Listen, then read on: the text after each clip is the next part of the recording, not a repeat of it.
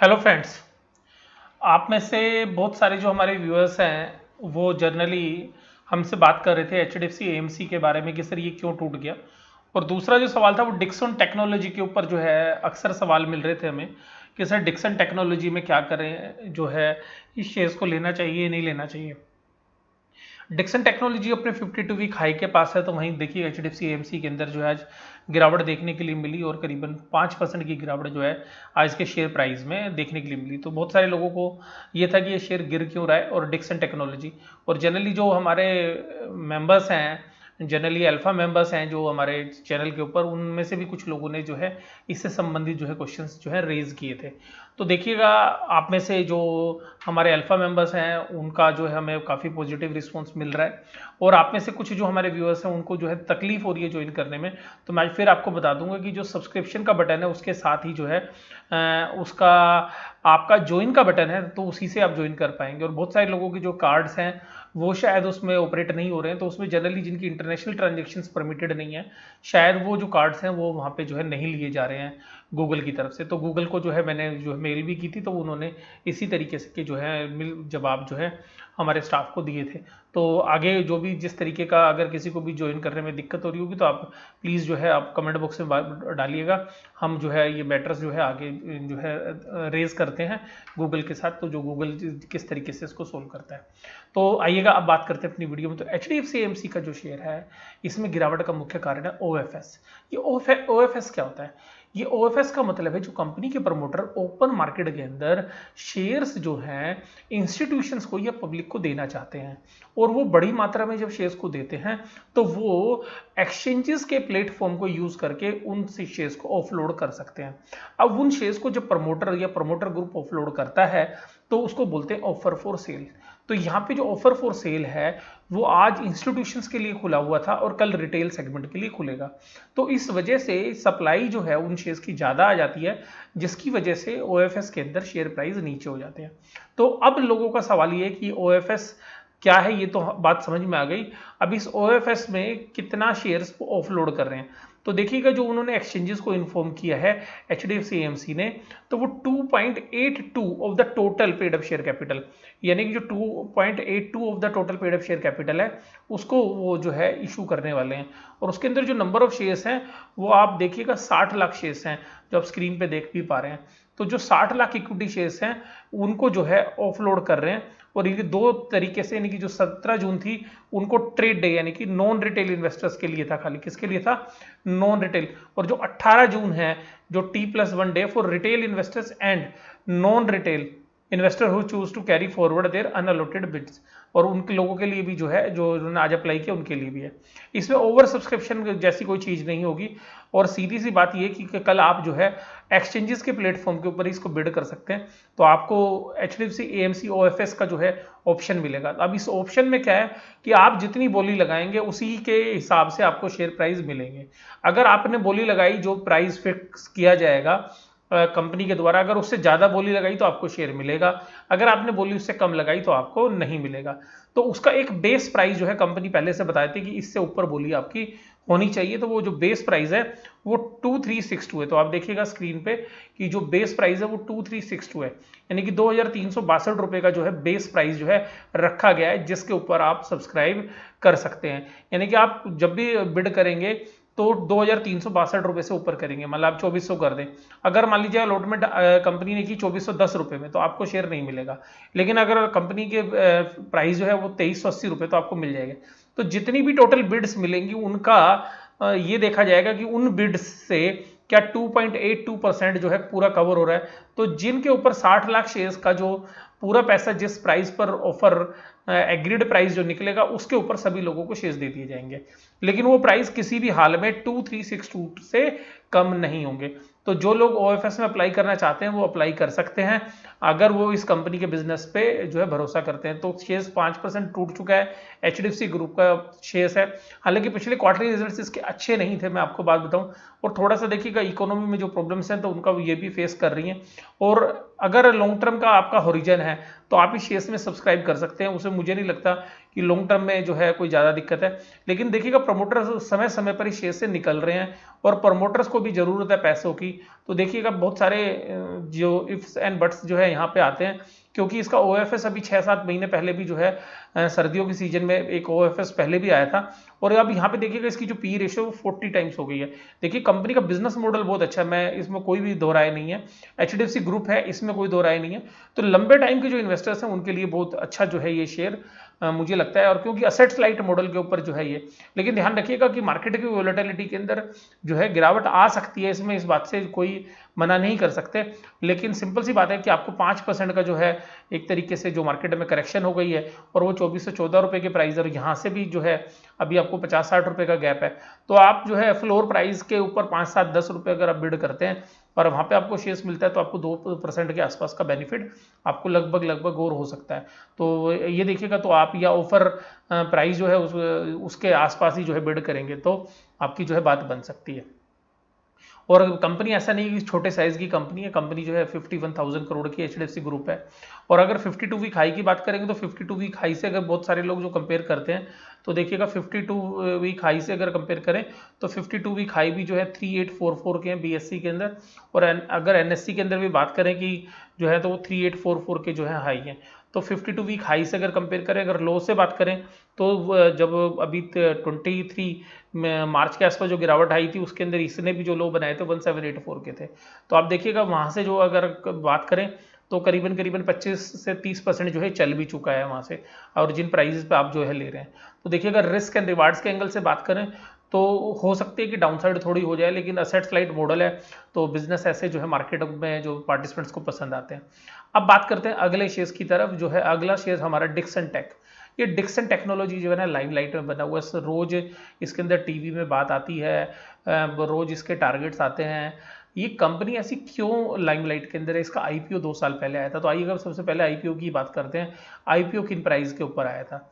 तो सबसे पहले आईपीओ के प्राइस की बात करेंगे तो आपको बात समझ में आएगी। देखिएगा इसका जो आईपीओ आया था वो आया था 2017 के अंदर, और 2017 के अंदर जो इसका आईपीओ प्राइस था वो आप स्क्रीन पे देख पा रहे हैं कि आईपीओ प्राइस था 1760 रुपये से 1766 रुपये, और एक शेयर्स का जो मार्केट अलॉट था वो 8 शेयर्स का था और 10 की फेस वैल्यू थी। और इसकी जो डेट थी वो देखिएगा, आपको डेट समझ में आएगी, सितंबर 6 से सितंबर 8 2017। तो सितंबर 2017 से अगर आप कैलकुलेट करें तो करीबन 3.5 साल, यानी कि लगभग 3 साल के आसपास का समय जो है इसी शेयर्स को हो चुका है। और ये जो शेयर है इसके अंदर अब खास बात ये है कि इसका जो इक्विटी है वो अभी भी छोटी है, इक्विटी जो है अभी भी छोटी है। अब ये कंपनी करती क्या है इन पहलुओं पर बात करेंगे, उससे पहले मैं वैल्यूएशंस पर बात करूंगा। तो देखिएगा कंपनी अभी 6000 करोड़ में मिल रही है अभी आपको, जो कंपनी अगर पूरी कंपनी की बात करें तो 6139 करोड़ पे मिल रही है। पी वैल्यूएशंस की बात करें तो प्राइस अर्निंग रेशियो पे भी ये 51 टाइम्स है, तो ये तो नहीं कहूंगा कि सस्ती वैल्यूएशंस है, तो वैल्यूएशंस रिच है, लेकिन बिजनेस जो है एक ग्रोइंग बिजनेस है, जिसकी वजह से इसके अंदर जो है ये जो शेयर प्राइस है ये आपको देखने में महंगा लगता होगा, लेकिन ग्रोथ की वजह से लोग इसको जो है लेके बैठे हुए हैं। अब देखिएगा मोदी साहब ने एक घोषणा की थी आत्मनिर्भर भारत, ठीक है जी। तो आत्मनिर्भर भारत के अंदर देखिएगा सबसे खास बात जब भी बात होती है तो बात इस चीज़ पे होती है कि भाई साहब जो चाइना है, चाइना के मोबाइल फ़ोन, चाइना के इलेक्ट्रॉनिक्स आइटम, चाइना के टेलीविजन्स, चाइना के जो लैपटॉप्स, चाइना के कंप्यूटर्स, ये हमारे लिए जो है चाइना एक तरीके से तो हमसे लड़ाई कर रहा है, हमारे सैनिकों को मार रहा है, दूसरी तरफ हम उनके सामान को यूज़ कर रहे हैं। तो इसी तरीके से इसी तर्ज के ऊपर जो है मोदी जी ने एक अनाउंसमेंट की थी कि देखिएगा हम अपनी जो मेक इन इंडिया जो प्रोग्राम है उसको जो है अब आगे जो है तेजी से बढ़ाएंगे। अब जो डिक्सन टेक्नोलॉजी है ये इसी तरीके की जो प्रोडक्ट्स जो मैंने भी आपके साथ बात की है, यानी कि इलेक्ट्रॉनिक्स, मोबाइल, टेलीकम्युनिकेशन के आइटम्स, इस तरीके के आइटम्स की असेंबलिंग करता है। कॉन्ट्रैक्ट मैन्युफैक्चरर्स हैं, यानी कि ये मैन्युफैक्चरिंग के अंदर इसकी लाइमलाइट के अंदर ये कंपनी है कि ये मैन्युफैक्चरिंग करती है इस तरीके की, और मैन्युफैक्चरिंग का पूरा सेटअप इसने बनाया हुआ है। अगर इस तरीके की इंडिया के अंदर किसी भी तरीके की अगर बढ़ोतरी होती है इस सेगमेंट के अंदर तो ये कंपनी लीडरशिप पोजीशंस के अंदर आज भी है, और इस तरीके से इसको बहुत बड़े जो है बेनिफिट्स हो सकते हैं। इस उम्मीद के अंदर सभी लोग इस शेयर्स को खरीदने के लिए अग्रसर है। ये शेयर अगर 52 वीक हाई भी अगर आप बात करें तो देखिएगा 3 गुना प्राइस हो चुके हैं इसके, और देखिएगा 52 वीक हाई है 5575, और आज का भी अगर आप इसकी बात करें तो 5399 के जो है आज इसने प्राइस टच किया, तो 52 वीक हाई के आसपास ही ये शेयर चल रहा है। और अगर आप देखिएगा कि इसका बीटा की बात करें तो बीटा जो है 0.74 है। बीटा का मतलब होता है कि अगर 1 से कम बीटा होता है इसका मतलब वोलेटिलिटी कम है, 1 से ज़्यादा होता है तो वोलेटिलिटी ज़्यादा, तो बीटा जो है कम ही था। और ये जो है बीटा आज के प्राइजेस के ऊपर है। अब देखिएगा यहाँ पर सबसे खास बात क्या है, तो अब ये जो वैल्यूएशंस हैं, इन वैल्यूएशंस को देखने से पहले एक और बात समझिएगा, स्ट्रेंथ क्या है कि कंपनी लगातार ग्रो कर रही है, इसमें कोई डाउट नहीं है, प्रॉफिट फ्रंट पे भी और दूसरा किस फ्रंट पे भी, कि जो प्रॉफिट्स हैं वो भी और सेल्स भी। Insufficient use of share holder fund, return on equity decline कर रही है, यानी कि जो पैसा तो इनके पास जो रिटर्न ऑन इक्विटी है शेयर होल्डर फंड काफ़ी अच्छा है, लेकिन उस पर जो परसेंटेज प्रॉफिट्स हैं वो कम हो रहे हैं।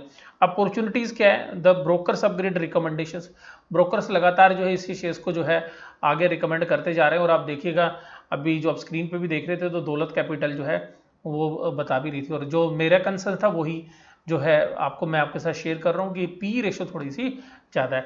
तो देखिएगा इस शेयर्स में अगर थोड़ा इंतजार किया जाए तो ये शेयर में कोई कमी तो नहीं है, ये शेयर्स खरीदा जा सकता है। और देखिएगा किन किन चीज़ों की ये कॉन्ट्रैक्ट मैन्युफैक्चरिंग करती है वो आपको समझ में आ जाएगी। तो देखिएगा कंज्यूमर इलेक्ट्रॉनिक्स काफ़ी बड़ी मार्केट है, होम अप्लायंसेज के अंदर आप देखिएगा होम अप्लायंसेज वॉशिंग मशीन हो गए, टीवी हो गए, फ्रिज हो गए। कंज्यूमर इलेक्ट्रॉनिक्स में आप देखिएगा एलईडी हो गई हैं, एलसीडी हो गई हैं, और उसी तरीके से लाइटिंग सॉल्यूशंस के अंदर एलईडी लाइटिंग्स हैं, मोबाइल फोन्स हैं, सिक्योरिटी सर्विलेंसेज हैं जो कैमरा वगैरह हैं, और रिवर्स लॉजिस्टिक है। तो देखिएगा सीधी सी बात ये है कि यहाँ पर ये जो सेगमेंट्स हैं ये ऐसे प्रोडक्ट्स हैं जिनकी डिमांड जो है बनी रहनी है। और आप देखिएगा लॉकडाउन में भी जब लोग घर से काम कर रहे हैं, वर्क फ्रॉम होम में भी इस तरीके के प्रोडक्ट्स की जरूरत है। तो किसी भी तरीके से देखिएगा जिसका लॉकडाउन में भी जिसका असर नहीं हुआ जिस सेक्टर के ऊपर, उस सेक्टर के लिए ही जो मैन्युफैक्चरिंग करती है। और ये कॉन्ट्रैक्ट मैन्युफैक्चर जो डिक्सन टेक है, ये आप देखिएगा यहाँ पर अगर आप बात करें तो इसका जो डिज़ाइन है, तो इनकी जो पूरी जो मैन्युफैक्चरिंग कंपनी है Dixon technology provides design focused solution in consumer durables. तो डिज़ाइन भी फोकस्ड जो है ये बनाते हैं, डिज़ाइन भी देते हैं, होम अप्लायंसेज, लाइटिंग, मोबाइल्स, उसके बाद phones, security device to customers across the globe along with repairing and service as a wide range of product. तो जो पुराने उनको रिफर्बिश भी करते हैं product including set of boxes, mobile phones and LED panels. तो आप देखिएगा यहाँ पर, और इनकी जो डिवीजन्स हैं वो सब डिवीजन्स इन्होंने अलग अलग बांटी हुई हैं। और ये देखिएगा आप पिक्चर देखेंगे किस तरीके से ये लोग काम करते हैं, तो किस तरीके से पैनल पे इनका जो स्टाफ है वो काम करता है। और अभी आप देखिएगा तो ये जो फोटो है मैंने डिक्सन टेक की जो साइट से वहीं से ली है। और आप देखिएगा यहाँ पर कि जो डिक्सन टेक्नोलॉजी है ये वास्तव में लाइमलाइट के अंदर है। तो दौलत कैपिटल जो है उसने इसको अपग्रेड किया है और प्राइस टारगेट 6100 के दिए हैं। तो सिंपल सी बात ये है कि देखिएगा मैं ये ही कहूँगा कि कंपनी में कोई दिक्कत नहीं है, प्राइस अगर थोड़ा सा नीचे मिल जाए, अगर प्राइस नीचे मिल जाए और आप पेशेंस के आपके अंदर है तो कंपनी जो है अभी भी अच्छा कर सकती है। और इस बात पे निर्भर करती है कि गवर्नमेंट कितना इनिशिएटिव लेती है, क्योंकि देखिएगा मेक इन इंडिया का पीछे तो कुछ ज़्यादा कुछ असर हुआ नहीं। हाँ, अगर गवर्नमेंट कमर कस ले, जो चाइना की जो टेंशन हुई है उसके साथ हो सकता है कि गवर्नमेंट भी थोड़ी एग्रेसिव हो, आम लोगों के अंदर भी ये भावना है कि हम चाइनीज़ जो प्रोडक्ट नहीं लेंगे। तो सिंपल सी बात है, ये पूरा का पूरा देखिए फ्यूचर पर डिपेंड करता है। अगर ये कंक्लूड हो गया तो डिक्सन का टेक्नोलॉजी जो है एक्सपेंशन कर सकती है, क्योंकि बैलेंस शीट भी जो है इनको अलाउ कर रही है और बहुत अच्छे से ये एक्सपेंड करने की पोजीशंस में आ सकते हैं। और देखिएगा इसी तरीके से जाके होता है कि कभी कभी नई थीम्स आती हैं और तभी जो है बड़े शेयर्स बनते हैं।